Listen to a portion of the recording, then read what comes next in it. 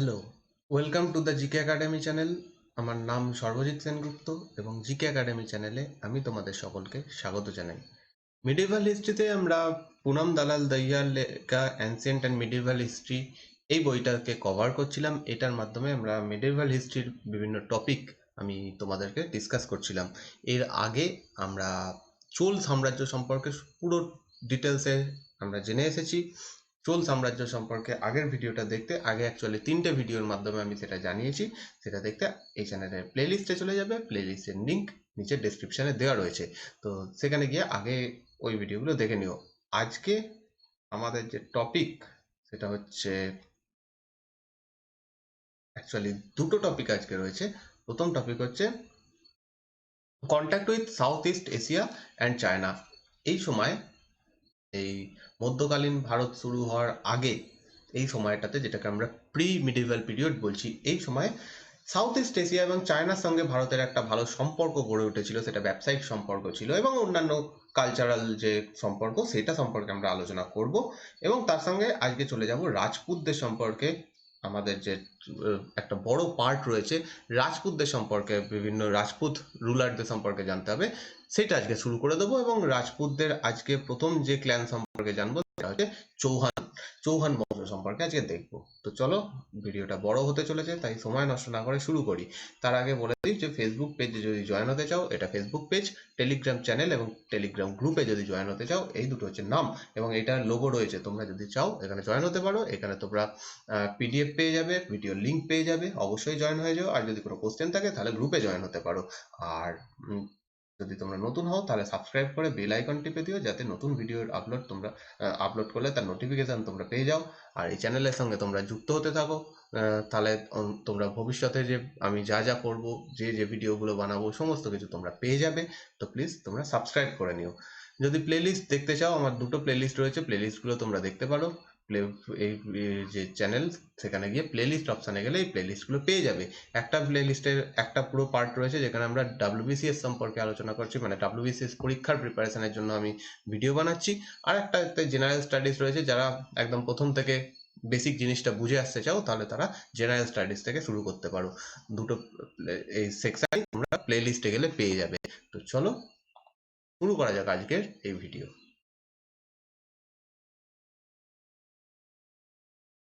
First আমরা যেখান দিয়ে শুরু করব সেটা হচ্ছে contact with south east Asia and China. চীন এবং সাউথ ইস্ট এশিয়া এই সমস্ত দেশগুলোর সঙ্গে আমাদের যে সম্পর্ক ছিল সেই সম্পর্কে আজকে আমাদের টপিক, এবং এইটা কমপ্লিট করে আমরা রাজপুতদের সম্পর্কে ডিসকাশনে চলে যাব। ভারতের সঙ্গে সাউথ ইস্ট এশিয়ার যে কন্ট্যাক্ট, সেটা এই নয় যে এই সময়টাতেই শুরু হয়েছে। এর আগে থেকেও ভারতের সঙ্গে এই সমস্ত জায়গাগুলোর সঙ্গে কন্ট্যাক্ট ছিল এবং তার আমরা বিভিন্ন জায়গা থেকে প্রমাণ পাচ্ছি। যেমন হচ্ছে জাতক। জাতক সম্পর্কে তোমরা জানো, এটা হচ্ছে বৌদ্ধিস্ট একটা গ্রন্থ। জাতক বা বৌদ্ধিস্ট স্টোরি, অ্যাকচুয়ালি বুদ্ধের স্টোরি এখানে রয়েছে, জাতক। সেইখান থেকে আমরা জানতে পারছি যে সুবর্ণদ্বীপ বলে একটা জায়গা ছিল, সেই সুবর্ণদ্বীপের সঙ্গে ভারতের যোগাযোগ ছিল। ভারতের মানুষ এই সুবর্ণদ্বীপে যাতায়াত করত, সেটা ব্যবসায়িক কারণে। এবং এই ঘটনা ঘটছে 5th সেঞ্চুরি বিসি বা খ্রিস্টপূর্ব 5ম শতাব্দীতে। 5th সেঞ্চুরি বিসি, এইটা এই সময়টা হচ্ছে 500 থেকে 500 বিসি থেকে খ্রিস্টপূর্ব 500 সাল থেকে 401 বিসি বা 401 খ্রিস্টপূর্বাব্দ, এই সময়টাকে আমরা বলি 5th সেঞ্চুরি বিসি। তো এই সময়ে সুবর্ণদ্বীপের সঙ্গে মানুষের যোগাযোগ ছিল, যেটা আমরা জাতকের থেকে জানতে পারছি। তো এটা অনেকদিন আগেকার একটা সময়, সেই সময় যোগাযোগ ছিল। এবং সুবর্ণদ্বীপ বলতে অ্যাকচুয়ালি বোঝানো হচ্ছে জাভাকে। জাভা, সুমাত্রা, ইন্দোনেশিয়া যে জায়গাগুলো রয়েছে তার মধ্যে জাভা অঞ্চলটাকে সুবর্ণদ্বীপ বলে বোঝানো হচ্ছে। সেই জায়গার সঙ্গে মানুষের যোগাযোগ ছিল। এবার শুধু জাতক থেকে সেটা জানলে হবে না, আমাদেরকে তার কোনো আর্কিওলজিক্যাল সোর্স দেখতে হবে, সেখান থেকে কিছু মাটি খুঁড়ে পাওয়া যাচ্ছে কিনা বা অন্যান্য কোনোভাবে পাওয়া যাচ্ছে কিনা সেটার দিকে আমাদের নজর দিতে হবে। এবং আমরা সেটাও পাচ্ছি রিসেন্টলি এখান থেকে, মানে রিসেন্টলি বলতে বেশ কিছু বছর আগেই এখান থেকে আর্কিওলজিক্যাল সোর্স থেকে আমরা জানতে পারছি যে এই জায়গার সঙ্গে, সুবর্ণদ্বীপের সঙ্গে ভারতের ব্যবসায়িক যোগাযোগ ছিল।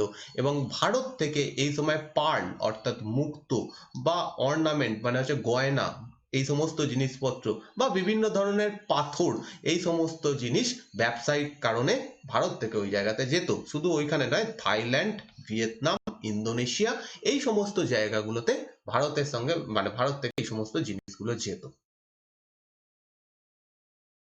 ইভেন এই কম্বোডিয়া যে অঞ্চলটা, সেই অঞ্চলে যে রাজবংশ প্রথম প্রতিষ্ঠিত হয় সেটাও ছিল একটা ভারতীয় বংশ। এবং এইটা আমরা জানতে পারছি চায়নার একটা রচনা থেকে, চাইনিজ রচনা থেকে এটা আমরা জানতে পারছি যে সাউথ ইস্ট এশিয়া এই অঞ্চলে একটা জায়গা ছিল সেই সময়, যেটা চাইনিজ ভাষায় বলা হচ্ছে ফুনান। এই ফুনান অঞ্চলটাকে আধুনিক ঐতিহাসিকরা বলছেন এটা কম্বোডিয়া।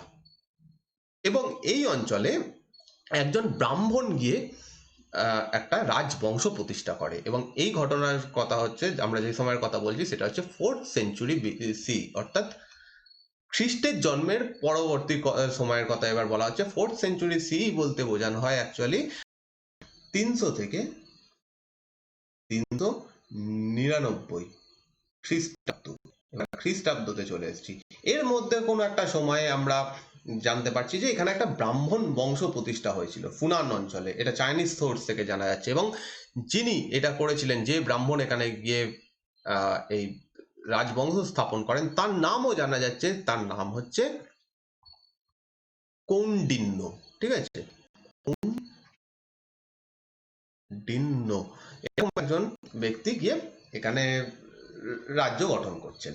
এবং এখানকার একজন লোকাল, এখানকার যে রাজকুমারী ছিল বা এখানকার একজন মহিলার সঙ্গে তার বিবাহ হচ্ছে এবং এখানে একটা রাজবংশ তারা প্রতিষ্ঠা করছে। তো এখানে একটা ভারতীয় বংশ তাহলে প্রতিষ্ঠা হচ্ছে, এটা আমরা দেখতে পাচ্ছি। কিন্তু অ্যাকচুয়ালি যে এই জায়গাগুলোর সঙ্গে ভারতের যোগাযোগ, এটা 5th সেঞ্চুরিতে অ্যাকচুয়ালি হচ্ছে। 5th সেঞ্চুরি বলতে আবার বোঝানো হচ্ছে 400 থেকে 400 খ্রিস্টাব্দ থেকে 499 খ্রিস্টাব্দ, এই সময়টাকে আমরা বলি 5th সেঞ্চুরি। এবং এর প্রমাণ হিসেবে ঐতিহাসিকরা দেখছেন যে এই সাউথ ইস্ট এশিয়ায় যে জায়গাগুলো রয়েছে সেখান থেকে পাওয়া যাচ্ছে সংস্কৃত ভাষাতে শিলালিপি। এবার সংস্কৃত ভাষা ইউজ হতো ভারতে, অর্থাৎ ভারতের ইনফ্লুয়েন্স এখানে অনেকটা বেশি বেড়ে গেছে, তার কারণে ভারতের ভাষা এখানে চলে গেছে এবং এই ভাষাকে সেখানকার রাজারা অ্যাডপ্ট করেছে, দিয়ে সেই ভাষাতে শিলালিপি দিচ্ছে। তো এই জিনিসটা আমাদের প্রমাণ দিচ্ছে যে এই সময় ভারতের সঙ্গে এই জায়গার ভালো সম্পর্ক ছিল। আর এরপরে 800 থেকে 1300 খ্রিস্টাব্দ, এই সময় আরো এই সম্পর্কটা আরো বেশি বৃদ্ধি পায়। এবং আমরা এই 800 থেকে 1300 খ্রিস্টাব্দ সম্পর্কেই আমরা এখন আলোচনা করছি, যে সময়টাকে আমরা বলছি প্রি মিডিয়েভাল পিরিয়ড বা মধ্যকালীন ভারতের ইতিহাস শুরু হওয়ার আগের অবস্থা, চোল সাম্রাজ্য বা যা রাজপুত যাদের সঙ্গে যাদের সম্পর্কে পড়বো, অ্যাকচুয়ালি এটা আমরা প্রি মিডিয়েভাল পিরিয়ড পড়ছি। তো এই সময়তে এখানকার সঙ্গে আমাদের যোগাযোগ আরো বেশি বৃদ্ধি পাচ্ছে। এবার তারও প্রমাণ আমরা পাচ্ছি কিভাবে, এই সাউথ ইস্ট এশিয়ান যে সমস্ত দেশগুলো রয়েছে এই সময় এসে তাদের নাম, তাদের রাজাদের নাম, তাদের রাজবংশের নাম পুরোপুরি ভারতীয় হয়ে যাচ্ছে। আমরা কিছু রাজার নাম এরপরে দেখবো, যেমন শৈলেন্দ্র বংশ দেখবো, এটা একটা ভারতীয় নাম। তারপর সেই বংশের মানে অনেক রাজাদের নাম দেখবো, কিছু কিছু রাজাদের নাম দেখবো, যেমন সূর্যবর্মন দ্বিতীয়, এরা প্রত্যেকে কিন্তু ভারতীয় নাম গ্রহণ করছে। অতএব ভারতের সঙ্গে এই সময় সম্পর্ক আরো যে গভীর হচ্ছে, ভারতীয় নাম, ভারতের ভাষা, এই সমস্ত নেওয়ার মাধ্যমে আমরা বুঝতে পারছি।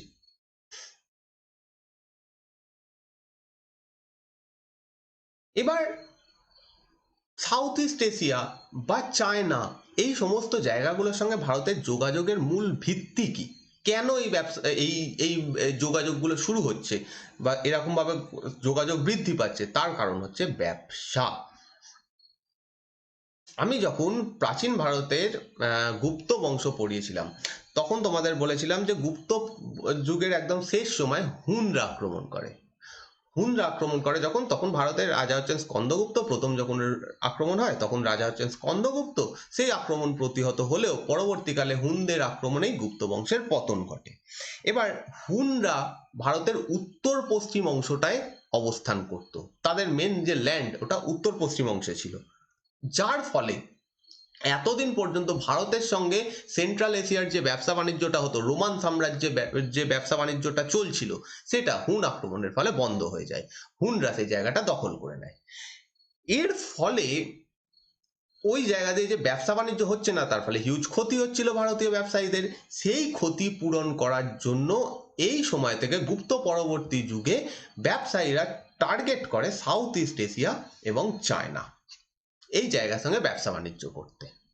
এবং এর ফলে সাউথ ইস্ট এশিয়া এবং চায়নার সঙ্গে এই 800 থেকে 1300 খ্রিস্টাব্দের মধ্যে একটা ভালো সম্পর্ক তৈরি হয়। জেনারেলি আমরা বলছি এটা হচ্ছে মোটামুটি 12th সেঞ্চুরি, 12 শতাব্দী। এই সময়ে চায়না এবং সাউথ ইস্ট এশিয়ার সঙ্গে ভারতের একটা ভালো সম্পর্ক তৈরি হয়, এবং সম্পূর্ণ জিনিসটা হচ্ছে এই ব্যবসায়িক কারণে। এই সময়টাতে 12th সেঞ্চুরিতে ভারতে দুটো জায়গা খুব বড় ব্যবসায়িক কেন্দ্র ছিল। একটা হচ্ছে বাংলা এবং হচ্ছে দক্ষিণ ভারত, সাউথ ইন্ডিয়া। এবার বাংলাতে এই সময় রাজত্ব করছে দুটো বংশ। প্রথমে হচ্ছে পাল বংশ, পাল বংশের পর আসছে সেন বংশ। আর দক্ষিণ ভারতে আমরা দেখছি চোল বংশ এবং পল্লব বংশ। অ্যাকচুয়ালি এদের সময়তেই এই ব্যবসা বাণিজ্য তাদের চরম সীমায় গিয়ে পৌঁছয়, এবং এই সময় ব্যবসা বাণিজ্য প্রচন্ড বেশিভাবে বৃদ্ধি পেতে থাকে। আর তাম্রলিপ্ত, এই সময় তাম্রলিপ্ত বাংলাতে অবস্থিত ছিল, সেই তাম্রলিপ্ত বন্দরের মাধ্যমে খুব বেশি ব্যবসা বাণিজ্য এই সমস্ত জায়গার সঙ্গে এই সময় হতো। নেক্সট,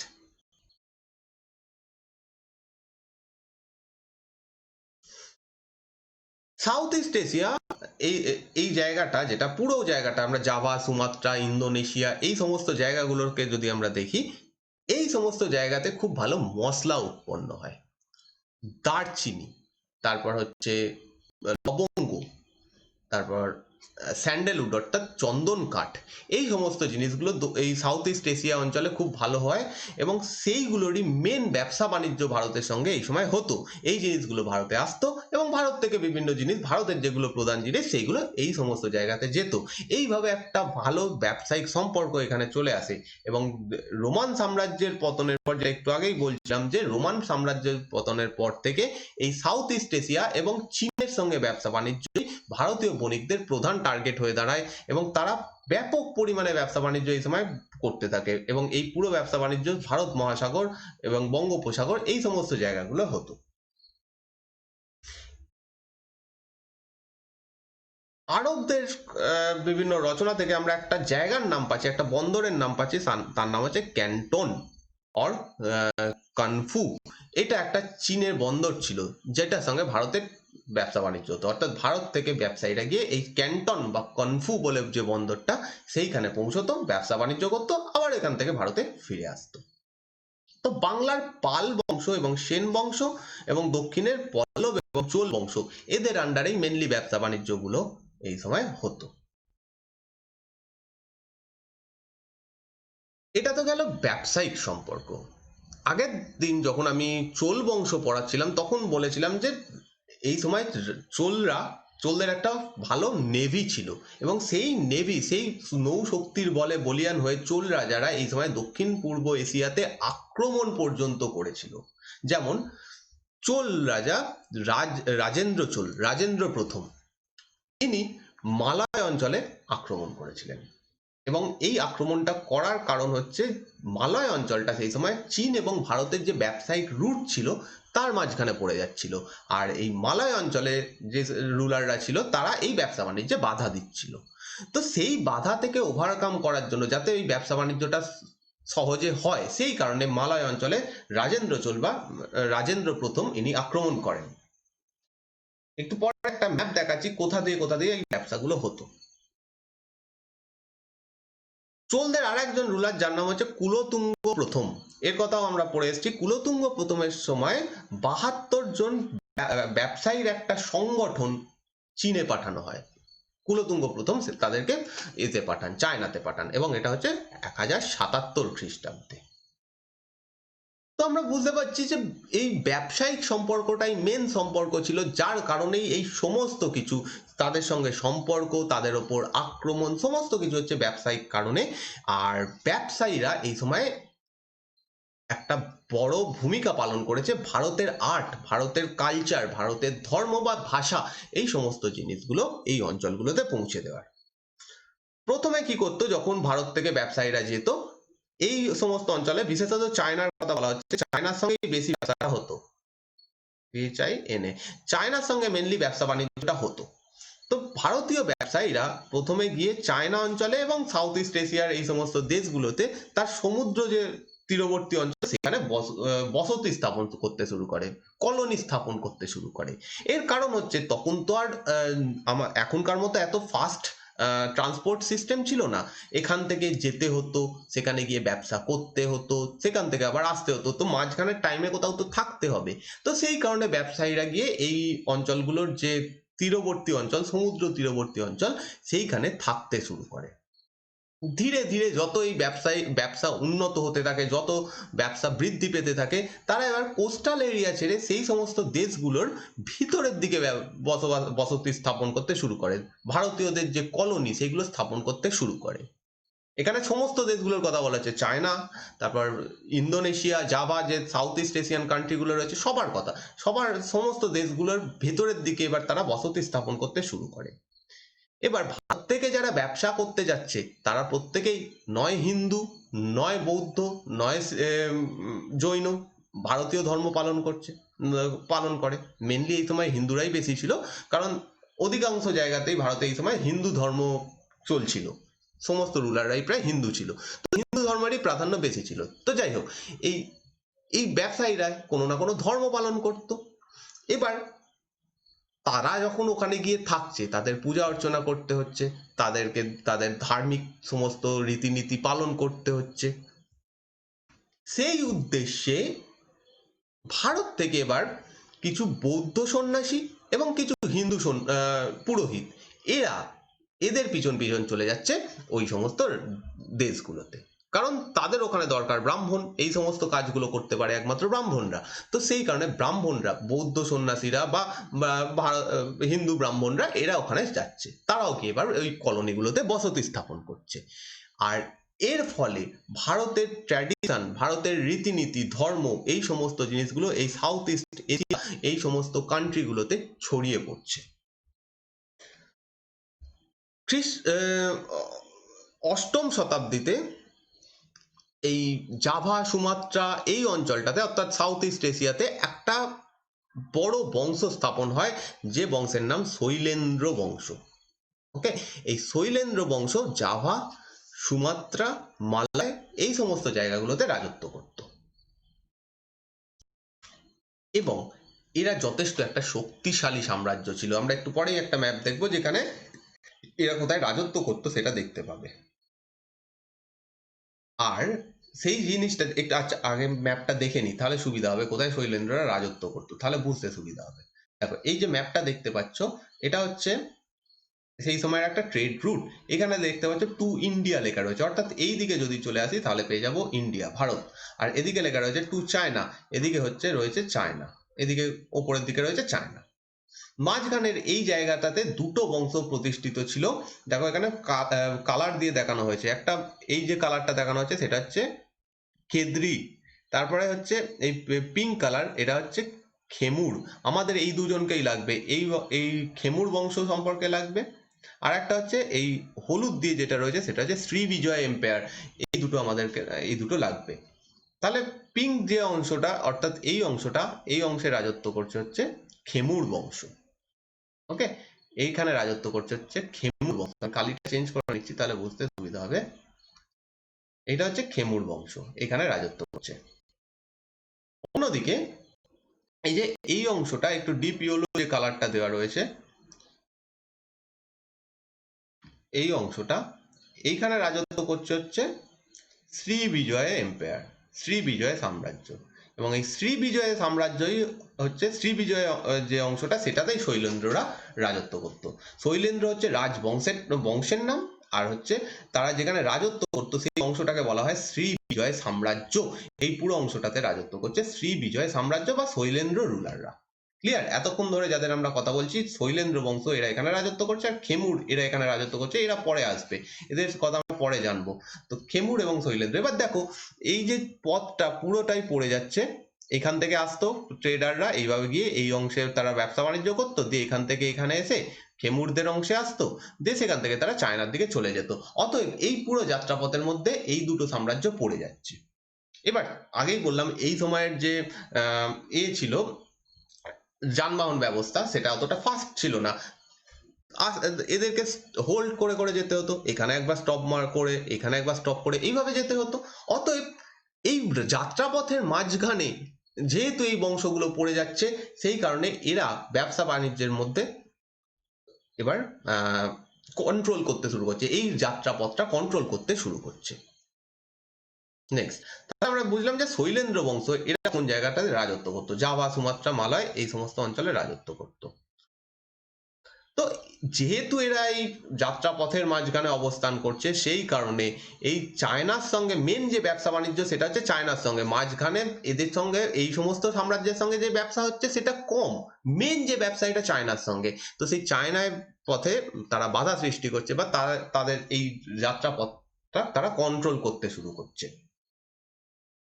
এবং এই জিনিসটা নিয়ে চোল রাজাদের সঙ্গে এদের একটা দ্বন্দ্ব ছিল, অনেকবার এখানে যুদ্ধ হয়েছে বা এরকম আক্রমণ হয়েছে, যেটা আমরা আগেও দেখলাম যে এখানে একটা আক্রমণ পাঠানো হয়েছে সেম কারণে, এই ব্যবসা বাণিজ্য যাতে ঠিকঠাক হয় সেই কারণে।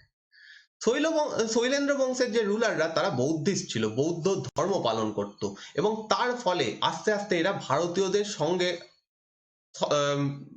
করতে শুরু করে, কন্ট্যাক্ট করতে শুরু করে, কারণ ভারতেই মেনলি বৌদ্ধ ধর্মের উৎপত্তি হয়েছে, সমস্ত কিছু ভারতে, তো সেই কারণে ভারতের সঙ্গে এই সময় এদের একটা ভালো সম্পর্ক তৈরি হয়।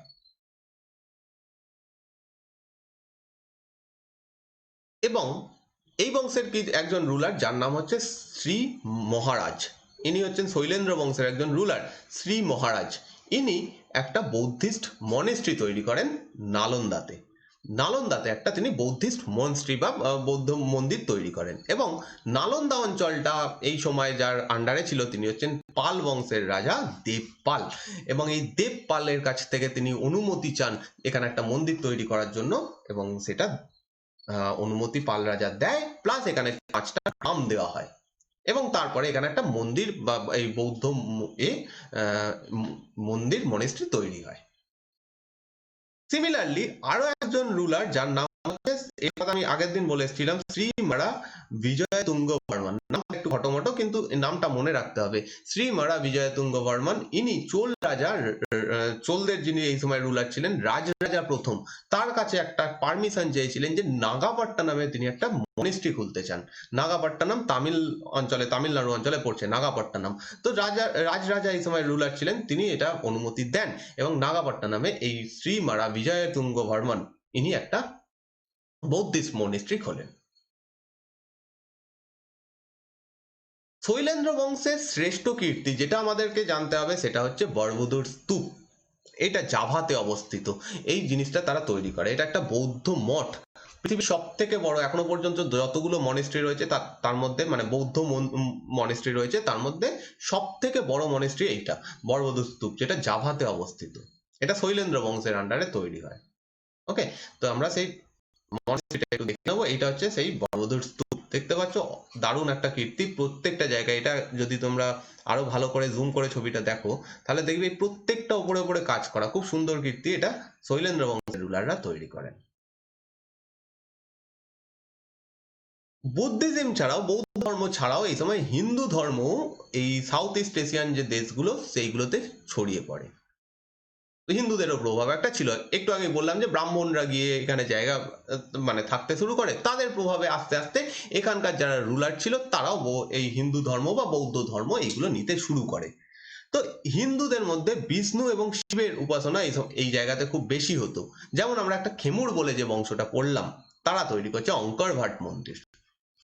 অঙ্কর ভাট এটা খেমুর বংশের আন্ডারে তৈরি হয়, এবং খেমুর বংশের এই সময় যিনি রুলার ছিলেন তার নাম হচ্ছে সূর্যবর্মন দ্বিতীয়, এবং এই সূর্যবর্মন দ্বিতীয় 12th সেঞ্চুরিতে এই এই মন্দিরটা তৈরি করেন, অঙ্কর ভাটের যে মন্দির সেটা তৈরি করেন, এবং এটা আজকে ক্যাম্বোডিয়া, তখন এটাকে বলা হতো কম্বুজ, ঠিক আছে, কম্বুজ, কম্বুজ অঞ্চলে এটা তৈরি হয়। গম্বুজ বা আজকে এটাকে কাম্বোডিয়া বলা হয়, এই জায়গাতে তৈরি করে। এবং শ্রীবিজয় এই খেমুর বংশ কোথায় রাজত্ব করতো সেটা আমি একটু ম্যাপে দেখালাম, তাহলে এইটা এইখানে কোথায় কোথায় একটু বুঝতে সুবিধা হবে। এই জায়গাটাতে এরা রাজত্ব করতো। আমি এটা পুরো মুছে দিচ্ছি, তাহলে একটা জিনিস দেখতে পাবে, সেটা হচ্ছে, দাঁড়াও এটা একটু মুছে দিই। আচ্ছা, এটা হচ্ছে ওয়ার্ল্ড ম্যাপে কোন জায়গাতে এটা এখানে দেখানো রয়েছে। তোমাদের যাদের ওয়ার্ল্ড ম্যাপের উপরে ভালো দক্ষতা রয়েছে তারা বুঝতে পারছো এই জায়গাটা কোথায়। তাও যারা আমি এখানে একটু দেখানোর চেষ্টা করছি যে অ্যাকচুয়ালি এই জায়গাটা কোথায় ওয়ার্ল্ড ম্যাপে। দেখো, ভালো করে দেখো, এটা হচ্ছে ইন্ডিয়া, ভারত। হুম। আর এখানে দেখতে পাচ্ছ জায়গাটা হচ্ছে কম্বোডিয়া। অ্যাকচুয়ালি এই জায়গাটাতেই সেই খেমুর বংশ রাজত্ব করতো। তার নিচে দেখো মালয়েশিয়া, সিঙ্গাপুর, এই পাশে রয়েছে হচ্ছে থাইল্যান্ড, মায়ানমার, এদিকে হচ্ছে বাংলাদেশ, এ পাশে হচ্ছে ভারত। তো এই কম্বোডিয়া অঞ্চলটা, থাইল্যান্ড, কম্বোডিয়া, এই অঞ্চলটাতে রাজত্ব করতো তখন খেমুর বংশ। আর এই অংশটা হচ্ছে মালয়েশিয়া, সিঙ্গাপুর, এই জায়গাটাতে রাজত্ব করতো শ্রীবিজয়। এই জায়গাটায় ছিল শ্রীবিজয় সাম্রাজ্য বা শৈলেন্দ্র বংশ। আর এই হচ্ছে চায়না। এখান থেকে আমরা আমাদের এখান থেকে ব্যবসা বাণিজ্য এইভাবে হতো, এই রাস্তা দিয়ে গিয়ে এখান দিয়ে গিয়ে এই চায়না, এইভাবে ব্যবসা বাণিজ্যটা হতো। ক্লিয়ার? তো আমরা কোন জায়গাটা পড়ছি আজকের ম্যাপে এটাও দেখে নিলাম। আশা করছি এটা তোমরা বুঝতে পারলে। দেখো সেম ম্যাপ, এটা তখনকার নামগুলো লেখা। এই জায়গাটা অ্যাকচুয়ালি ক্যাম্বোডিয়া, আর এইটা বুঝতে পারলে। চলো, এরপর হচ্ছে নেক্সট, আমরা এইগুলো দেখে নিলাম। আচ্ছা, অঙ্কর ভাট সম্পর্কে একটু জেনে রাখো। অঙ্কর ভাট ইম্পর্টেন্ট, এটাতে পরীক্ষায় প্রশ্ন আছে। অঙ্কর ভাট এটা আজকের কম্বোডিয়াতে অবস্থিত। যেহেতু খেমুর বংশ এটা তৈরি করছে, স্বাভাবিক এটা কম্বোডিয়াতে অবস্থিত। এবং এটা এখন যে সমস্ত রিলিজিয়াস মনুমেন্ট গুলো পৃথিবীতে রয়েছে তার মধ্যে সব থেকে বড়, সেটা হিন্দু হতে পারে, ইসলাম ধর্মের হতে পারে, তারপর হচ্ছে বৌদ্ধ ধর্মের, যে কোনো ধর্মের যা যা মনুমেন্ট রয়েছে তার মধ্যে সব থেকে বড় এখন এই অঙ্কর ভাট মন্দির। এটা অ্যাকচুয়ালি প্রথমে বিষ্ণুর উদ্দেশ্যে তৈরি করা হয়েছিল, বিষ্ণু দেবতার উদ্দেশ্যে এটা তৈরি করা হয়েছিল, এবং এটা একটা হিন্দু টেম্পল ছিল। এবং এটা তৈরি করছে হচ্ছে খেমুর বংশ। ধীরে ধীরে এই মন্দিরটা কনভার্ট হতে শুরু করে বুদ্ধিস্ট মন্দির হিসেবে। মানে মেনলি কম্বোডিয়া অঞ্চলটা এখনো পর্যন্ত বৌদ্ধ ধর্ম পালন করে, তখনও আস্তে আস্তে বৌদ্ধদের প্রভাব ওখানে বৃদ্ধি পাচ্ছিল। তো সেই কারণে এই মন্দিরটা, বিষ্ণু মন্দিরটা আস্তে আস্তে বৌদ্ধিস্ট মন্দিরে পরিণত হতে শুরু করে, কিন্তু পুরোপুরি বৌদ্ধিস্ট হয়ে যায় না। আজকে এই মন্দিরটা একটা হিন্দু বৌদ্ধিস্ট মন্দির বলা যেতে পারে। এখানে হিন্দু ধর্মেরও কিছু জিনিস রয়েছে, আবার বৌদ্ধ ধর্মেরও কিছু জিনিস রয়েছে। তো এইরকম মিলিয়ে একটা মন্দির, এটা হচ্ছে এই অঙ্কর ভাট। এটা যিনি তৈরি করেন খেমুর বংশের সূর্যবর্মন দ্বিতীয়। আর যদি এরকম একটা প্রশ্ন আসে পরীক্ষায়, দেখবে যে পৃথিবীর সব থেকে বড় হিন্দু মন্দির কোনটা, তাহলে উত্তর হবে অঙ্কর ভাট মন্দির। কারণ অ্যাকচুয়ালি এটা একটা হিন্দু মন্দির, কিন্তু ধীরে ধীরে সেটা বৌদ্ধিস্ট ফর্ম লাভ করেছে, এতে কিছু বৌদ্ধের নিদর্শন রয়েছে। আর এটা হচ্ছে সেই বিখ্যাত অঙ্কর ভাট মন্দির, বিশাল বড় মন্দির। একটা বড় অংশ জুড়ে এটা অবস্থান করছে অঙ্কর ভাট। এরপর আমরা চলে আসবো রাজপুত ক্ল্যানে। আমাদের যে সাউথ ইস্ট এশিয়ান যে জিনিসগুলো জানার ছিল সেটা আমরা জেনে নিলাম। এবার হচ্ছে রাজপুত। রাজপুত ক্ল্যান, আজকে যে রাজপুত ক্ল্যান সম্পর্কে পড়বো তাদের নাম হচ্ছে চৌহান বংশ। কিন্তু চৌহান বংশ পড়ার আগে আমাদের জানতে হবে যে এই রাজপুতদের উৎপত্তি করতে হলো, এরা অ্যাকচুয়ালি কোথা থেকে আসছে, এদের সম্পর্কে কিছু জিনিস জানবো। তারপরে আমরা একে একে আজকে যেমন চৌহান বংশ সম্পর্কে পড়বো, তারপরে পরের দিন অন্যান্য যে ক্ল্যানগুলো ছিল তাদের সম্পর্কে জানবো। মোটামুটি 12th সেঞ্চুরি থেকে এই রাজপুত শব্দটা আমাদের সামনে আসতে শুরু করছে। আমরা এই সময় থেকে রাজপুতদের নাম শুনতে পাচ্ছি ভারতের ইতিহাসে, এরা এই সময় থেকে আসছে। 12th সেঞ্চুরি বলতে কোন সময়টাকে বোঝানো হচ্ছে? 1101 থেকে 1199 খ্রিস্টাব্দ, এই সময়টাকে আমরা 12th সেঞ্চুরি বলবো। তো এই 12th সেঞ্চুরি থেকে এদের নাম আমরা ভারতের ইতিহাসে দেখতে পাচ্ছি, এবং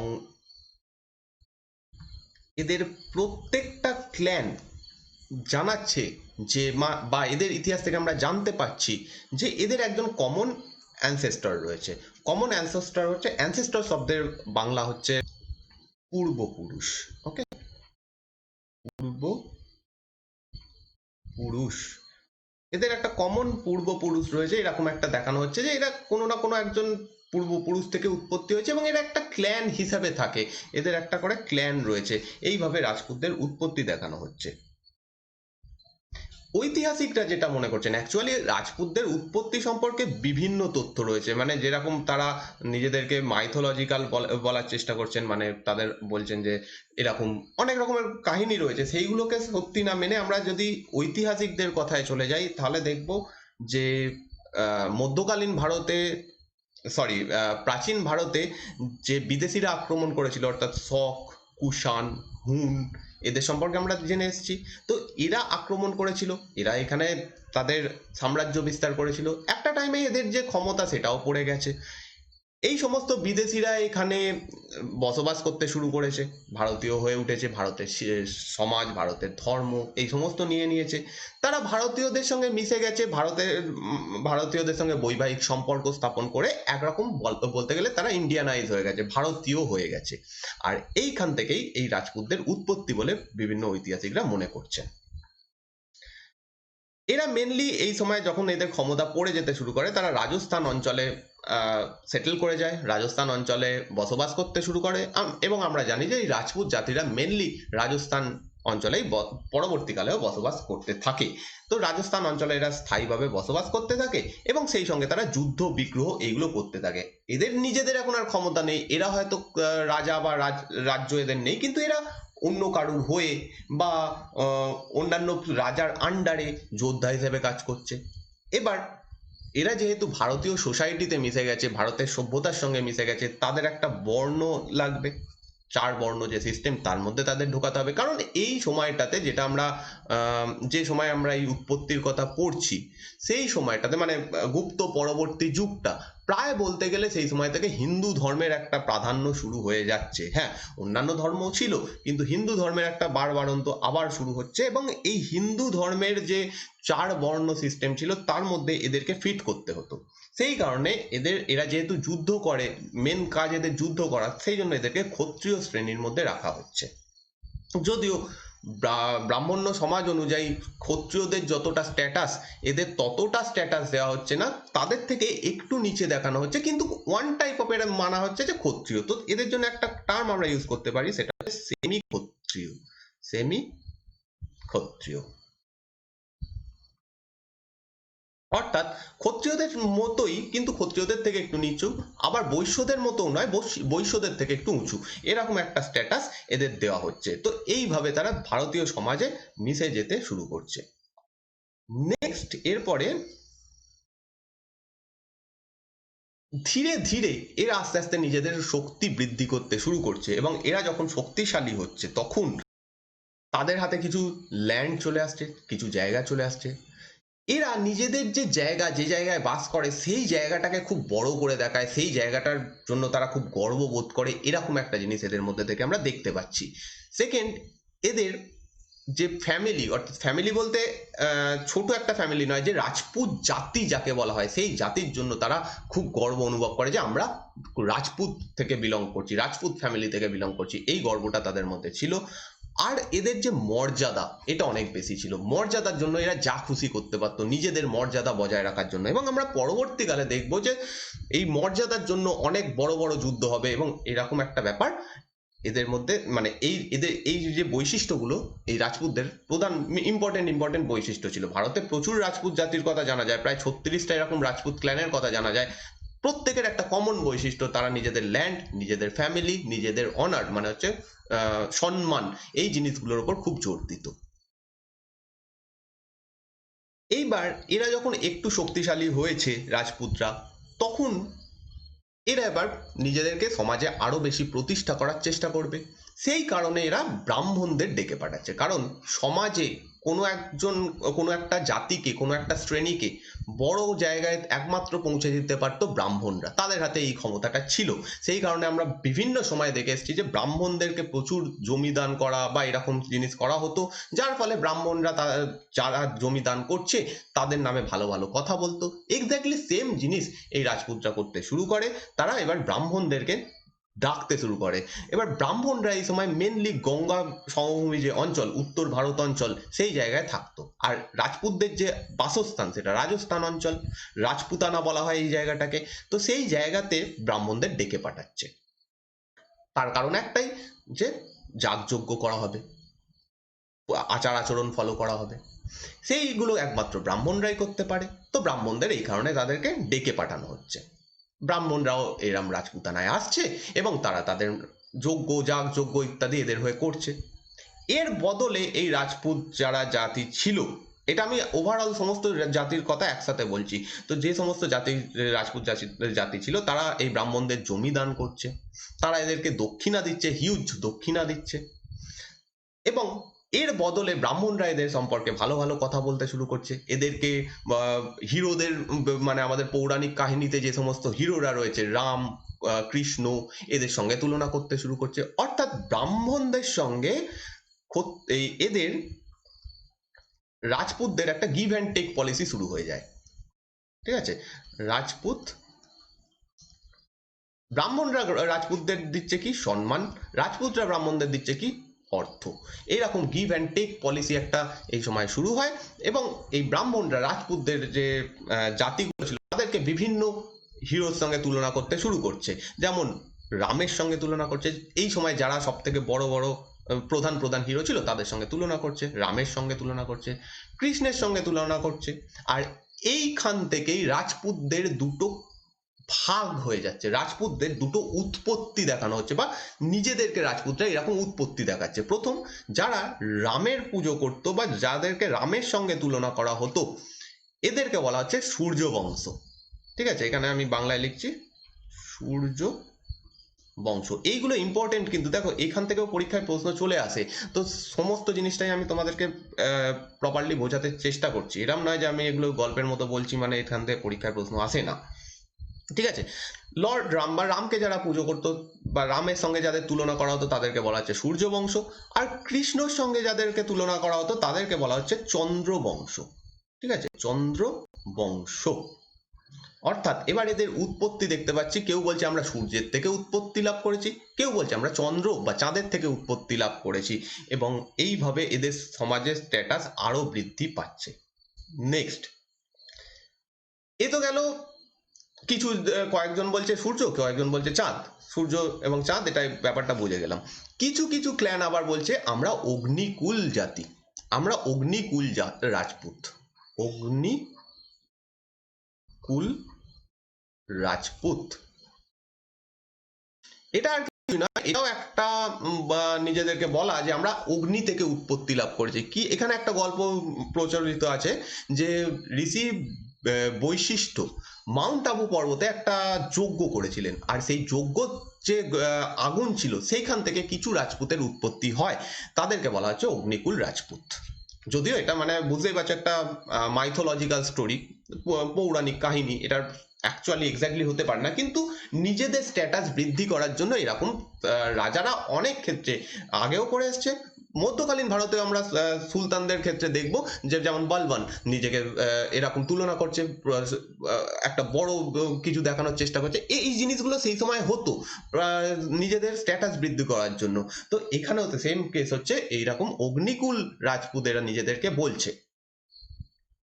এই অগ্নিকুল যারা নিজেদেরকে বলতো তাদের মধ্যে রয়েছে মেনলি চারটে শ্রেণী, চারটে জাতি, চারটে ক্ল্যান। প্রথম হচ্ছে প্রতিহার, সেকেন্ড হচ্ছে চাহমান, চাহমান বা চৌহান একই, চাহমান যারা তাদেরকেই আবার চৌহান বলা হয়, এরা আজমির অঞ্চলে রাজত্ব করত। প্রতিহারদের সম্পর্কে আমরা আগে পড়ে এসেছি, গুর্জর প্রতিহার, তারাও রাজপুত ছিল এবং তারা নিজেদেরকে অগ্নিকুল বলতো। চাহমান বা চৌহান এরা আজমির অঞ্চলে রাজত্ব করত। তারপর হচ্ছে থার্ড চান্ডেল, এরা বুন্দেলখণ্ড অঞ্চলে রাজত্ব করত। এবং ফোর্থ হচ্ছে পরমার, এরা হচ্ছে মালব অঞ্চলে রাজত্ব করত। তো এই চারজন বলছে যে আমরা অগ্নিকুল রাজপুত। এইখান থেকেই পরীক্ষায় প্রশ্ন চলে আসে যে কোন চারজন, চারটে অপশন দিয়ে দেবে, নিম্নলিখিত অপশনের মধ্যে কে বা কারা অগ্নিকুল রাজপুত নয়, সেরকম ভাবে তোমাদের পরীক্ষায় অ্যান্সার দিতে হবে। তো এইরকম ভাবে এদের উৎপত্তি হচ্ছে। ভারতের ইতিহাসে যেটা একটু আগে বলছিলাম যে টোটাল 36টা রাজপুত ক্ল্যানের কথা পাওয়া যাচ্ছে। ক্ল্যান মানে, ক্ল্যান বলতে অ্যাকচুয়ালি বোঝানো হয়, মানে অ্যাকচুয়ালি এর বাংলা হচ্ছে বংশ। ওকে, তো টোটাল 36টা বংশ দেখা যাচ্ছে রাজপুতদের। তাদের মধ্যে যেগুলো ইম্পর্টেন্ট, যাদের কিছু ইম্পর্টেন্ট বৈশিষ্ট্য রয়েছে বা তারা কিছু ইম্পর্টেন্ট কাজ করেছে, তাদের কথাই আমরা পড়বো। 36 জনের পড়ার কোনো প্রয়োজন নেই, সেখান থেকে পরীক্ষায় প্রশ্ন আসবে না। যেমন গার্ডওয়াল, গার্ডওয়ালরা রাজত্ব করতো কনৌজ অঞ্চলে, তোমাররা রাজত্ব করতো দিল্লি অঞ্চলে, সোলাঙ্কি এরা গুজরাট অঞ্চলে রাজত্ব করতো, এখানে লেখা নেই তাও আমরা পড়বো যখন দেখে নেবো। গুজরাটে অঞ্চলে এরা রাজত্ব করতো সোলাঙ্কি, এবং গুজরাটে চালুক্য বলে একটা রাজবংশ রাজত্ব করতো, তারাও হচ্ছে এই রাজপুতদের মধ্যে পড়ে। এছাড়াও আমরা উপরে 4 জন দেখে এলাম, প্রতিহার, চাহমান, চান্ডেল, পরমার। এদের সম্পর্কে অ্যাকচুয়ালি আমাদের জানতে হবে, তাই এই নামগুলো আমাদের এখান থেকেই পরিচিত হতে হতে যেতে হবে। এদের একটা সব থেকে বড় বৈশিষ্ট্য হচ্ছে এরা যুদ্ধটাকে একদম খেলার মতো নিত। সেটা যুদ্ধ রাজপুত জাতিগুলোর নিজেদের মধ্যে হোক বা অন্য কারোর সঙ্গে যুদ্ধ হোক, এই যুদ্ধটা তারা খেলার মতো নিত, এবং এই যুদ্ধের মাধ্যমে তারা সব সময় যুদ্ধের মধ্যে থাকতো, সব সময় এর ওর সঙ্গে যুদ্ধ হচ্ছে, এইরকম একটা ব্যাপার ছিল। অধিকাংশ রাজপুতরাই হচ্ছে হিন্দু ধর্মের পালন করতো, আমরা একটু আগেই দেখলাম নিজেদের যে উৎপত্তি সমস্ত ক্ষেত্রে হিন্দুদেরই যে রীতিনীতি সেটাই নিচ্ছে। আর কিছু কিছু ক্ষেত্রে তারা জৈনিজমও ফলো করতো, বেশ কিছু রুলার ছিল বা বেশ কিছু এরকম ক্ল্যান ছিল যারা জৈনিজমও ফলো করতো। তো এবার এদের সম্পর্কে দেখবো। ফার্স্ট রাজপুত জাতি সম্পর্কে আমরা জানবো, তারা হচ্ছে চায়মান বা চৌহান। এই বংশেরই শ্রেষ্ঠ যিনি একজন রুলার বা যার নাম আমরা সকলেই জানি, তিনি হচ্ছেন পৃথ্বীরাজ চৌহান। এই বংশেই রাজত্ব করতেন। তো এই বংশটা সম্পর্কে আজকে জানবো, এর পরের দিন আরো কয়েকটা বংশ সম্পর্কে জানবো। টোটাল হয়তো 3টে, আজকের পড়ার হয়তো 2টো ক্লাস লাগবে, তাতে এটা কমপ্লিট হয়ে যাবে। প্রথম কথা হচ্ছে এই চৌহান, যেটা আমরা নর্মালি বলে থাকি যে আজমেরের চৌহান বংশ, অ্যাকচুয়ালি এদের উৎপত্তি কিন্তু আজমের অঞ্চল থেকে হয়নি। এরা প্রথমে তাদের রাজধানী স্থাপন করে সাকাম্বাড়ি অঞ্চলে, আর সেইখান থেকে প্রথমে এদের নাম ছিল সাকাম্বাড়ি, চাহমানস অফ সাকাম্বাড়ি বা সাকাম্বাড়ির চৌহান বংশ। আবার এদের আরেকটা নামও পাওয়া যায়, যেটা হচ্ছে চাহমানস অফ সম্বর। অ্যাকচুয়ালি এই যে সাকম্বাড়ি অঞ্চলটা, এটাই আজকে সম্বর এলাকা নামে পরিচিত। সম্বর যে জায়গাটা রাজস্থানে অবস্থিত, সেই সম্বর এলাকাটা তখন সাকম্বাড়ি নামে পরিচিত ছিল। এই নামগুলো মনে রাখবে, কারণ পরীক্ষায় এরকম প্রশ্ন এসে যেতে পারে যে সম্বর এই অঞ্চলটার প্রাচীনকালে নাম কি ছিল, উত্তর হবে সাকম্বাড়ি। তো এই জায়গাতেই তারা উঠে আসে, তো এই জন্য এরা চাহমান অফ সাকম্বাড়ি বা চৌহান অফ সম্বর, এই দুটো নামে পরিচিত ছিল। একই নাম, এটা বুঝতে পারলে। এবার আজকে এই জায়গাটা পড়ে যাচ্ছে রাজস্থানের কিছুটা অংশ নিয়ে, পুরো রাজস্থান নয়, রাজস্থানের বেশ কিছুটা অংশ নিয়ে এরা রাজত্ব করতে শুরু করে, এবং 7th থেকে 11th সেঞ্চুরি এই সময়ের মধ্যে এই বংশটা প্রমিনেন্ট ভাবে ভারতে শাসন করছে। একটু আগে যেটা মানে এই সময় যেটা বললাম সেটা হচ্ছে সাকাম্বাড়ি এদের প্রথম ক্যাপিটাল ছিল, সাকাম্বাড়ি, এবং পরবর্তীকালে এরা আজমের অঞ্চলে রাজধানী স্থানান্তর করে। আজমের অঞ্চলে এরা রাজধানী স্থানান্তর করে, এবং তখন তারা যখন তারা আজমেরের রাজধানী স্থানান্তর করে, তখন থেকে এরা আজমেরের চৌহান বংশ নামে পরিচিত হয়। ওকে, কোথাও যদি সাকাম্বাড়ির চৌহান বংশ পাও তাহলে বুঝবে সেম একই বংশের কথাই বলা হচ্ছে। এরা যখন এদের প্রথম জীবন শুরু করে, এরা ছিল হচ্ছে প্রতিহার বংশের সামন্ত রাজা। ফডাটারি শব্দের অর্থ হচ্ছে সামন্ত। ওকে, এরা এই প্রতিহার বংশের সামন্ত রাজা হিসেবে কাজ করত। আর এদের একজন রুলারের নাম পাওয়া যাচ্ছে যার নাম হচ্ছে সিংহ রাজা। ঠিক আছে, এই সিংহ রাজার সময় এরা স্বাধীন হয়ে যায়, প্রতিহারদের আন্ডার থেকে বেরিয়ে আসে এবং একটা স্বাধীন রাজবংশ প্রতিষ্ঠা করে। তো তাহলে প্রথম যিনি রুলার তার নাম হচ্ছে সিংহ রাজা। সালগুলো একটাও মনে রাখতে হবে না, কবে থেকে কবে রাজত্ব করেছেন, জাস্ট একটা তোমাদের জাস্ট আইডিয়া যে এই টাইমে এরা রাজত্ব করতো, এটা বোঝানোর জন্য এগুলো দেওয়া রয়েছে। 944 থেকে 971 খ্রিস্টাব্দ এই সিংহ রাজা রাজত্ব করতেন। ইনি এই বংশের প্রতিষ্ঠাতা, এবং ইনি মহারাজাধিরাজ টাইটেল নিয়েছিলেন। যে কোনো রুলার প্রাচীন ভারতে বা এই যখন ইসলাম যুগ চালু হয়নি তার আগে অবধি যারা সামন্ত রাজা থাকতো তারা মহারাজ টাইটেল নিত, আর যেই তারা স্বাধীন হতো তারা এই মহারাজাধিরাজ টাইটেলটা নিত, এবং এর থেকেই আমরা বুঝতে পারি কে অ্যাকচুয়ালি এই বংশটাকে প্রতিষ্ঠা করেছেন। তো সিংহ রাজা এই বংশের প্রতিষ্ঠাতা, তিনি মহারাজাধিরাজ উপাধি নিয়েছেন। সেকেন্ড যে রুলার তার নাম হচ্ছে বিগ্রহ রাজা দ্বিতীয়। ইনি গুজরাটের একজন বিখ্যাত রুলার ছিলেন, মূলরাজ প্রথম, তাকে হারিয়ে দিয়েছিলেন। এই মূলরাজ প্রথম সম্পর্কে পরের দিনের ভিডিওতে আলোচনা করব, ঠিক আছে। তো গুজরাটের মূলরাজ প্রথমকে তিনি হারিয়ে দিয়েছিলেন। আর ইম্পর্টেন্ট কিছু নেই, যেগুলো খুব একটা ইম্পর্টেন্ট নয়। যেগুলো খুব ইম্পর্টেন্ট আমি অবশ্যই বলে দেবো, সেগুলো মনে রাখবে। তারপর হচ্ছে অজয় রাজা দ্বিতীয়, 1110 থেকে 1135 খ্রিস্টাব্দ অব্দি তিনি রাজত্ব করেন। মাঝখানে দেখতেই পাচ্ছ, এখানে 998 শেষ, এখানে 1110 শুরু হচ্ছে, মানে মাঝখানে কিছু রুলার রাজত্ব করেছে, যারা ইম্পর্টেন্ট নয়, তাই জন্য এখানে আমাদের দরকার নেই। এনার সম্পর্কে, এই অজয় রাজা সম্পর্কে যেটা সব থেকে বেশি ইম্পর্টেন্ট, যেটা মনে রাখতে হবে, তিনি এই আজমের শহরটা প্রতিষ্ঠা করেন। আজমের শহরের আগের নাম ছিল হচ্ছে অজয় মারু। অজয় মারু, এটা ইম্পর্টেন্ট। অজয় মারু নাম বুঝতেই পারছো যে রাজার নাম থেকে এটা নেওয়া। অজয় রাজা তৈরি করছেন অজয় মারু, যেটা পরবর্তীকালে আজমের নাম ধারণ করে। ইনি গুজরাটের যে পরমার বংশ ছিল তাদেরকে হারিয়ে দেন এবং এদের যে রাজধানী ছিল উজ্জয়ন বা উজ্জয়িনী, সেই জায়গাটা দখল করে নেন। অতটা ইম্পর্টেন্ট নয়, ঠিক আছে, কিন্তু ওই আজমের শহর প্রতিষ্ঠাতা মনে রাখতে হবে। তারপর হচ্ছে বিগ্রহ রাজা চতুর্থ, 1150 থেকে 1164 খ্রিস্টাব্দ, এই সময় ইনি রাজত্ব করছেন। এনার আরো একটা নাম রয়েছে, যেটা হচ্ছে বিশাল দেব। এই নাম মনে রাখবে, বিশাল দেব এনার আর এক নাম, বিগ্রহ রাজা চতুর্থ। এনার ইম্পর্টেন্ট যে কীর্তি সেটা মনে রাখতে হবে, 1151 খ্রিস্টাব্দে তিনি তোমারদের হারিয়ে দিয়ে দিল্লি দখল করেন। তোমাররা দিল্লি অংশে রাজত্ব করত, সেই জায়গাটা দখল করে নেন বিগ্রহ রাজা চতুর্থ। এছাড়াও তিনি কিছু কিছু জায়গা দখল করেন, সেইগুলো ইম্পর্টেন্ট নয়, মনে রাখতে একটাও হবে না, কিন্তু এইটা মনে রাখো, জাস্ট দিল্লি তিনি দখল করেছিলেন এবং বিভিন্ন জায়গা যেগুলো দখল করে তিনি একটা বড় সাম্রাজ্য প্রতিষ্ঠা করেছিলেন। এই সময় এই বংশটা যথেষ্ট বড় হয়ে যায়। এনার সেকেন্ড যে ইম্পর্টেন্ট কাজ, ইনি সাকাম্বাড়ি থেকে আজমেরে রাজধানী স্থানান্তর করেন, যেখান থেকেই আমরা এই সাকাম্বাড়ির চৌহান বংশের পরে আজমেরের চৌহান বংশ বলছি, তো এইখান থেকেই এই নামটা আসছে। এই সময় তিনি সাকাম্বাড়ি থেকে রাজধানী স্থানান্তর করে আজমেরে নিয়ে যান। এইটা সব থেকে ইম্পর্টেন্ট এনার সম্পর্কে, ভিভিআই, তো এটা তোমাদের মনে রাখতে হবে। আর সাকাম্বাড়ি বলতে সম্বর এলাকাটাকে বোঝানো হচ্ছে। আর বাকি কিছু মনে রাখতে হবে না, যেমন তিনি মালবের পরমারদের সঙ্গে তিনি যুদ্ধ করেন এবং পরমার বংশে যখন এই সময় যিনি রাজত্ব করছিলেন তার নাম হচ্ছে রাজা ভোজ। এর সম্পর্কে যখন পরমারদের সম্পর্কে পড়বো তখন জানতে পারবো। আর বাকিটা এখান থেকে জানতে হবে না, মানে আর এই বাকি কিছু জানতে হবে না। এবার হচ্ছে এনার আর একটা ইম্পর্টেন্ট কীর্তি, এই যেগুলো গোল করছি সেগুলো ইম্পর্টেন্ট, ঠিক আছে, এটাও ইম্পর্টেন্ট, এটাও ইম্পর্টেন্ট।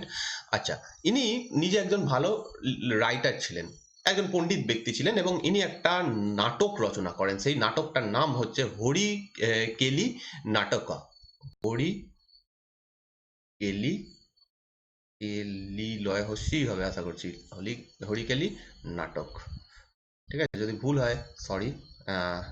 হরিকেলি নাটক, এই নাটকটা তিনি রচনা করেন। এরপরে যার সম্পর্কে মেনলি আমাদের জানতে হবে, এই বংশটাই যার জন্য বিখ্যাত, তিনি হচ্ছেন পৃথ্বীরাজ চৌহান তৃতীয় বা রায়পিথোড়া। 1177 খ্রিস্টাব্দ থেকে 1192 খ্রিস্টাব্দ ইনি রাজত্ব করেন এবং এই পৃথ্বীরাজ তৃতীয় এনার সঙ্গেই যে মোহাম্মদ ঘুরির যুদ্ধ হয়েছিল, সেখানে তিনি হারিয়ে দিয়েছিলেন, তরাইনের যে যুদ্ধ, এবং পরের যুদ্ধে তিনি হেরে গেছিলেন। এই জন্যই তিনি বিখ্যাত হয়ে রয়েছেন। এবং এনার সম্পর্কে কয়েকটা তথ্য তোমাদের অবশ্যই জানতে হবে, যেহেতু ইনি একজন ইম্পর্টেন্ট রুলার। ইনি হচ্ছেন এই বংশের একজন শ্রেষ্ঠ রুলার। মোহাম্মদ ঘুরিকে হারিয়ে দেওয়া একটা শ্রেষ্ঠ কীর্তি অবশ্যই, তাছাড়াও তিনি শক্তিশালী ছিলেন। যদিও তিনি সেকেন্ড যুদ্ধে হেরে গেছিলেন, কিন্তু প্রথম যুদ্ধে হারিয়ে দেওয়া একটা বড় কীর্তি, তাছাড়াও তিনি একজন শক্তিশালী রুলার ছিলেন। ইনি পৃথ্বীরাজ চৌহান নামে পরিচিত ছিলেন। এখানে পৃথ্বীরাজ তৃতীয় বা পৃথ্বীরাজ চৌহান বা রায় পিথোড়া একই ব্যক্তি। এর আর এক নাম হচ্ছে রায় পিথোড়া, এই নামটাও মনে রাখবে, এটাও ইম্পর্টেন্ট নাম, রায় পিথোড়া। আর পৃথ্বীরাজ চৌহান তৃতীয় এই নামেও তিনি পরিচিত। ইনি বেশ কয়েকটা যুদ্ধে জয়লাভ করেন। এই যুদ্ধটা হওয়ার আগে 1192-91-92 যুদ্ধ দুটো হওয়ার আগে তিনি কয়েকটা যুদ্ধে জয়লাভ করেন, যেমন চান্ডেল রাজা পরমাদিকে তিনি হারিয়ে দেন, চালুক্য রাজা ভীম দ্বিতীয়কে হারিয়ে দেন, এবং গার্ডওয়াল বংশ যাদের এই সময় রুলার ছিল জয়চাঁদ, এদের সবার সম্পর্কে পরের ভিডিওগুলোতে দেখবো, তো জয়চাঁদকে তিনি হারিয়ে দেন। এই তিনজনের নাম অবশ্যই মনে রাখবে, কারণ বারে বারে বলছি এই বংশের সমস্ত নাম জড়িয়ে রয়েছে এনার সঙ্গেই, পৃথ্বীরাজ চৌহান তৃতীয়। তো এনার থেকে পরীক্ষায় প্রশ্ন আসতে পারে, কাকে হারিয়ে দিয়েছিলেন, কার সঙ্গে যুদ্ধ হয়েছিল ইত্যাদি। তো চান্ডেল, পরমার এবং গার্ডওয়াল এদের সঙ্গে এদের যুদ্ধ হয়েছিল, মানে এনার যুদ্ধ হয়েছিল।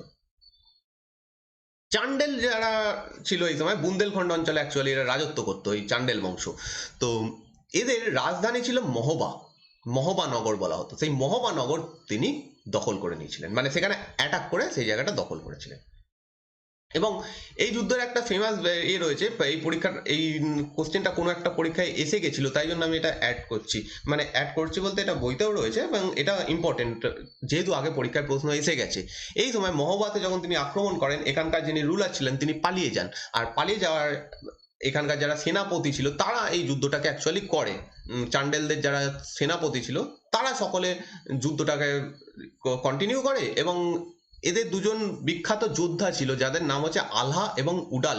এই হচ্ছে চান্ডেলদের আন্ডারে ছিল এই আলহা এবং উডাল।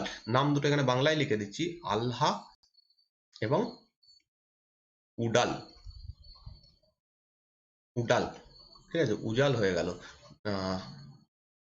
উডাল। তো আলহা এবং উডাল এরা দুজন এই যুদ্ধে মারা যান। এইটা একটা ইম্পর্টেন্ট পরীক্ষায় প্রশ্ন এসেছিল। আচ্ছা, 1191 খ্রিস্টাব্দ মোহাম্মদ ঘুরি আক্রমণ করেন, এখানে হয় প্রথম তরাইনের যুদ্ধ। এই যুদ্ধে তিনি জয়লাভ করেন এবং পরবর্তী যুদ্ধে 1192 খ্রিস্টাব্দে মোহাম্মদ ঘুরি দ্বিতীয়বার আক্রমণ করেন এবং সেই যুদ্ধে তিনি হেরে যান। এখানে বলা হয় যে 1191 খ্রিস্টাব্দে যে যুদ্ধটা হয়েছিল, এই যুদ্ধটা প্রথম ব্যাটেল অফ তরাইন। সেই যুদ্ধে জয়লাভ করার পরে পৃথ্বীরাজ চৌহান তার সৈন্যবাহিনীকে আর যেটা মানে উন্নতি করার কোনো চেষ্টা করেননি, যেরাম ছিল সেরামই রেখে দেন। অন্যদিকে মোহাম্মদ ঘুরি এই যুদ্ধের পরাজয়ের মাধ্যমে পরাজয় লাভ করার পরে তিনি তার ভুলটা বুঝতে পারেন এবং তার সৈন্যবাহিনীকে শক্তিশালী করতে শুরু করেন। সেকেন্ড হচ্ছে এই মোহাম্মদ ঘুরি এরা ইনি মানে এই সময় যে ঘুর রুলাররা ছিল, ঘুর সৈন্যবাহিনী ছিল, তারা সকলে আফগানিস্তান অঞ্চলে বসতি স্থাপন করেছিল, তারা ওই জায়গাটাতে থাকতো। আর এই যুদ্ধটার পরে পৃথ্বীরাজ চৌহান একবারও চেষ্টা করেননি এই মোহাম্মদ ঘুরি বা এই ঘুর সেনাবাহিনীকে ওই আফগানিস্তান অঞ্চল থেকে সরিয়ে দেওয়ার। নর্মালি এটা করা উচিত ছিল, কোনো রাজা একজনকে হারিয়ে দিচ্ছে, একজন বিদেশি আক্রমণকারীকে, তখন তাকে সরিয়ে দেওয়া উচিত, সেটা তিনি করেননি। থার্ড বলা হয় যে এই ফার্স্ট ব্যাটেল অফ তরাইন এই যুদ্ধের পরে মোহাম্মদ ঘুরি যখন হেরে যায় তখন তাকে ধরে নিয়ে আসা হয় এবং মোহাম্মদ ঘুরি এর কাছে, পৃথ্বীরাজ চৌহানের কাছে ক্ষমা প্রার্থনা করেন, প্রাণ ভিক্ষা চান, সেখানে দিয়ে দেওয়া হয়। এই জিনিসটা নর্মালি অন্য কোনো রুলার করবে না। এই জিনিস, এই তিনটে ভুল বা এরকম কিছু ভুল করেন, যার ফলস্বরূপ পরবর্তী যে যুদ্ধটা হয় সেই যুদ্ধে তিনি পরাজিত হয়ে যান এবং মোহাম্মদ ঘুরি জয়লাভ করেন। এই জিনিসটা আমরা পরে দেখবো, যখন মোহাম্মদ ঘুরির আক্রমণ দেখবো তখন আরো ডিটেলসে দেখবো, এখানে জাস্ট এটা জেনে রাখো। এনার সম্পর্কে আমরা জানতে পারছি পৃথ্বীরাজ রস থেকে। পৃথ্বীরাজ রস যিনি রচনা করেন তার নাম হচ্ছে চাঁদ বরদই। এবং চাঁদ বরদই যে লিখে গেছেন যে জিনিসগুলো, পৃথ্বীরাজ রস অ্যাকচুয়ালি পৃথ্বীরাজ চৌহানকে গ্লোরিফাই করে দেখানো একটা রচনা। তার ফলে এখানে কিছু তথ্য অবশ্যই পাচ্ছি ঠিকঠাক, কিন্তু অনেক তথ্য রয়েছে যেগুলো সঠিক নয় বা সঠিক নাও হতে পারে। যেমন পৃথ্বীরাজ রস বলছে যে দ্বিতীয় যুদ্ধের পরে, তরাইনের দ্বিতীয় যুদ্ধের পর পৃথ্বীরাজ চৌহানকে অন্ধ বানিয়ে দেওয়া হয় এবং পৃথ্বীরাজ চৌহান ভালো শব্দভেদী বাণ চালাতে পারতেন, যেটার মাধ্যমে তিনি একে হত্যা করে দেন পরবর্তীকালে। এখানে একটা গল্প রয়েছে, অত ডিটেলসে গিয়ে লাভ নেই, মোহাম্মদ ঘুরিকে হত্যা করে দেন, কিন্তু আদৌ এটা সত্যি নয়। কারণ পৃথ্বীরাজ চৌহান এর পরেও কিছুদিন মোহাম্মদ ঘুরির আন্ডারে রাজত্ব করছেন, তার সম্পর্কে আমরা দেখতে পাচ্ছি, তার কয়েন আমরা পাচ্ছি, কয়েনে পৃথ্বীরাজ চৌহান এবং মোহাম্মদ ঘুরির নাম লেখা জয়েন্ট কয়েন আমরা দেখতে পাচ্ছি। তো এটা সঠিক নয় এরা এই কাহিনীটা। তা এগুলো সমস্ত আমরা যখন মোহাম্মদ ঘুরি পড়বো তখন দেখব। আর পৃথ্বীরাজ রসর এবং পৃথ্বীরাজ বিজয় এনার জীবনের উপর দুটো বিখ্যাত গ্রন্থ রচনা হয়েছে এই সময়, এবং এই দুটো যারা রচনা করেছে সেই দুজন লেখকই পৃথ্বীরাজ চৌহানের কোর্টে ছিলেন, তার সভাতে ছিলেন। একজনের নাম অবশ্যই চাঁদ বরদই, এই নামটা তো আমরা সকলেই জানি, খুবই ফেমাস নাম। আর একজনের নাম হচ্ছে জয়নাক, ঠিক আছে, এই নামটা অনেকের কাছে নতুন, অনেকেই জানো, ঠিক আছে। জয়নাক রচনা করছেন পৃথ্বীরাজ বিজয় এবং চাঁদ বরদই রচনা করছেন পৃথ্বীরাজ রস। এই দুটো গ্রন্থ এই সময় রচিত হয়। এরপরে হচ্ছে হরিরাজা। হরিরাজা 1193 থেকে 1194, মাত্র 1 বছর রাজত্ব করে। তো তরাইনের দ্বিতীয় যুদ্ধের পরে মনে করা হয় পৃথ্বীরাজ চৌহান কিছুদিন রাজত্ব করেছিলেন, তারপরে হয়তো পৃথ্বীরাজ চৌহানকে হত্যা করে দেওয়া হয়েছিল বা তাকে সরিয়ে দেওয়া হয়েছিল, কিছু একটা হয়েছিল। তারপরে পৃথ্বীরাজ চৌহানের যিনি পুত্র ছিলেন তাকে এই আজমের এবং দিল্লি অঞ্চলের সিংহাসনে বসানো হয়, যার নাম হচ্ছে গোবিন্দ। এবং গোবিন্দ যখন সিংহাসনে বসেন, অ্যাকচুয়ালি তিনি স্বাধীন ছিলেন না, তার উপরে ছিল মোহাম্মদ ঘুরি। তো গোবিন্দকে সিংহাসনে বসানো হয়। আর এই গোবিন্দ এনাকে আবার সরিয়ে দিচ্ছে যিনি, তার নাম হচ্ছে হরিরাজা। গোবিন্দকে সিংহাসনচ্যুত করছে হরিরাজা। আর হরিরাজা হচ্ছে পৃথ্বীরাজ চৌহানের ভাই, অর্থাৎ পৃথ্বীরাজ চৌহানের পর তার পুত্রকে সিংহাসনে বসানো হচ্ছে, যার নাম হচ্ছে গোবিন্দ। গোবিন্দকে সরিয়ে দিচ্ছে পৃথ্বীরাজ চৌহানের ভাই, যার নাম হচ্ছে হরিরাজা। আর গোবিন্দ এখান থেকে চলে যাচ্ছে রণথম্বরে। এখান থেকে যখন তাকে আজমের অঞ্চল থেকে সরিয়ে দেওয়া হচ্ছে, সে চলে যাচ্ছে রণথম্বরে। সেখানে নতুন একটা শাখা খোলে এই বংশটার, চৌহান বংশের বা চাহমান বংশেরই আর একটা শাখা এখানে রণথম্বর অঞ্চলে খোলা হয়। সেইখানেই সে শাসন করতে থাকে। আর রণথম্বর অঞ্চলে সেই সময়ের নাম ছিল হচ্ছে রণস্তম্ভপুর। এই নামগুলো ইম্পর্টেন্ট। তখন নাম ছিল হচ্ছে রণস্তম্ভ, আচ্ছা এটা রণস্তম্ভপুর, এটা সেই সময় রণতম্বরের নাম ছিল। এখানে চৌহানদের আরেকটা ব্রাঞ্চ খোলা হয়, এখানে এই রাজত্ব করতে থাকে গোবিন্দ। এরপরে যখন মোহাম্মদ ঘুরি মারা যায়, কুতুবউদ্দিন আইবকের হাতে পুরো দিল্লি বা এই দিকের অংশটা যেটা মোহাম্মদ ঘুরি জয় করেছিলেন সেটার দায়িত্ব পড়ে, এবং কুতুবউদ্দিন আইবক এই সময় আজমের অঞ্চলে আক্রমণ করে। আজমের অঞ্চলে আক্রমণ করে তিনি হরিরাজা যে ছিল তাকে সরিয়ে দেয়, যে আজমের অংশটা দখল করে নিয়েছিল তাকে সরিয়ে দেওয়া হয়। অর্থাৎ এই সময় থেকে এই আজমের, দিল্লি এই অঞ্চলগুলো মোহাম্মদ ঘুরির কুতুবউদ্দিন আইবকের হাতে চলে আসে। আর অন্যদিকে আরেকটা যে ব্রাঞ্চ যেটা রণথম্বরে চলছিল সেটাও কন্টিনিউ চলছিল, কিন্তু অনেকটাই পরে 1301 খ্রিস্টাব্দে আলাউদ্দিন খিলজি রণথম্বর আক্রমণ করেন এবং সেইখান থেকেই এই ব্রাঞ্চটাও শেষ হয়ে যায়। এবং সেই সময় গিয়ে এই চৌহানদের যে ইতিহাস সেটাও ফাইনালি ভারতের ইতিহাস থেকে চলে যাচ্ছে। তো আলাউদ্দিন খিলজির আক্রমণের ফলেই মেনলি এই ব্রাঞ্চটা, এই বংশটার শেষ হয়। আর এর মাধ্যমে আমরা আমাদের ভিডিও শেষ করলাম। আজকের যে টপিক ছিল সেটা কমপ্লিট। পরের দিন আমরা আর কয়েকটা রাজপুত ডাইনেস্টি, রাজপুত বংশ সম্পর্কে দেখে নেব। কেমন লাগলো তোমাদের এই ভিডিওটা তা জানাবে, তোমরা বুঝতে পারলে কিনা জানাবে। আর যদি তোমরা নতুন হও চ্যানেলটা সাবস্ক্রাইব করে নিও, আর যদি তোমাদের ভালো লাগে লাইক করে দিও। সো দেখা হচ্ছে পরের দিনের ভিডিওতে। Thank you for watching this video.